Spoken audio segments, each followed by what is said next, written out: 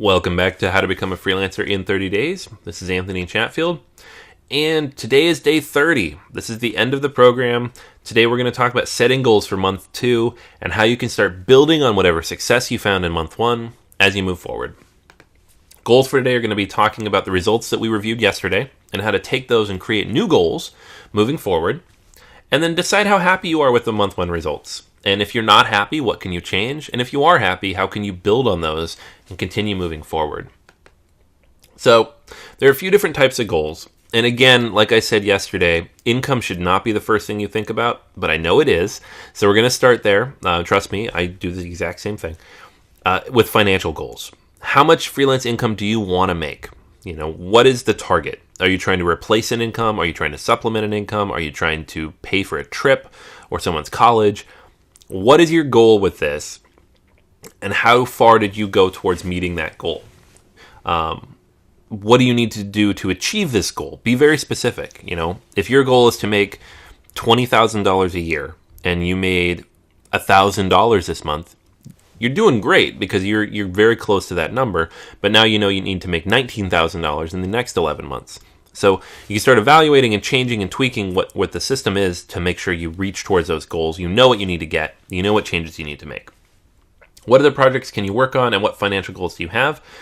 Anything passive, anything additional, anything beyond what we've already discussed that you want to work on that can kind of help you towards that goal? Now's the time to think about it. And then how much time will you invest in achieving these goals? As you sit down and write them down, make sure you're thinking about the time that you have available and the time you want to spend. Don't think about all the time in the world, because there's other things you're going to want to do. You're going to want to go out with your family. You're going to want to go out with your friends. You're going to want to spend time relaxing. You don't want to burn out completely. Balance out that time and make sure what you're planning is reasonable. Some other goals you might want to think about, non-monetary.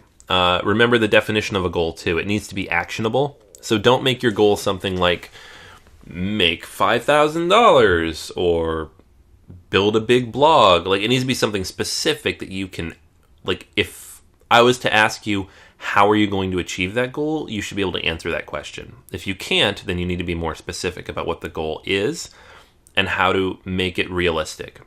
Remember, SMART goals: smart, actionable, reasonable, and timely. Blogging goals: how many visitors do you want to get? How many leads do you want to generate from your blog? How many links do you want to get to it? Networking goals: how many people do you want to meet? How many of those people do you want to have be potential prospects or customers? Bidding goals: how many projects do you want to bid on per day, per week, per month? And how many of those do you want to turn into projects? And then building your portfolio: how big of a portfolio do you want to have? How many things do you want to add to it? How much work do you need to do to kind of build that out?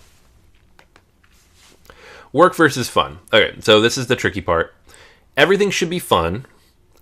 You want to have fun with what you're doing. That's the reason why you're watching this, hopefully. But it's also a job and a business. You want to treat it as such. I've made this mistake too many times to count. I'm well past it at this point. But if I'd invested the money carefully and saved it and not been silly with it early on, I'd be doing much better in life. It's a job and it's a business. You should take that money and you should invest it accordingly. And you should plan accordingly. But you should also be proud of what you've done and learn to appreciate all the small successes you achieve. Again, income's important, but it shouldn't be the most important thing. When it becomes the most important thing, all you do is look at the books and if you were up or down. You don't think about all the small successes you had. You know, maybe a big blogger that you respect picked up your post and retweeted it or something. That's a big success. You should write that down. You should be happy about that. It might not lead to revenue, but it's something cool that came from what you did. Those are the kinds of things I want you to think about, because that's the fun stuff. That's the reason why we do all this. And then think about if you're succeeding in any small ways you may not have noticed. If you do what I do and sit down at the end of every day and write down all your successes and all the things you accomplished, these things will start coming to mind. You know, it really helps to end the day like that, not focusing on what did I not do today or how much further behind am I on revenue. Thinking about, man, I got 2 blog posts written today and I got all my tweets updated and I met this awesome person at this networking event that I don't know if he needs anything from me, but we had a great conversation. Like, those are things you want to write down because that's the stuff that you're really getting something good out of. So for today's action, Review what you did in month 1 and determine how you can improve on it in month 2. And enjoy the fruits of your labor. Relax. You just freelanced for a full month. You've gone through this whole program. I really, really appreciate you trusting me and spending your time with me these last 30 videos. It's been a lot of fun, and I really hope you've learned a lot about freelancing, about owning a business online, about building a website and promoting yourself and creating a brand that people are going to trust and that you can use to build out a business, whether it's a freelance business or a bigger business or something more substantial. This has been a great journey. I'm very, very honored. The fact that you trusted me and have come along the whole way has been fantastic. So please leave any questions or comments below about today or any of the videos as a whole. If you haven't yet, now we're at the end of the program, please leave a review. I really, really would appreciate your feedback. If there's anything in here at all, from any of the 30 plus days here that you'd like to read more about or watch more about or learn more about, please just let me know. That's how I'm going to choose and decide how I build out new programs or books for Kindle or whatever it ends up being. I want your feedback. Those are the things that I know that people are interested in and that I want to help you as much as I can. So that's the content I'm going to create. All right. So that's everything for today. That's everything for the program. Thank you so much once more. If you have any additional questions or comments, please just let me know. And happy freelancing. Good luck with everything.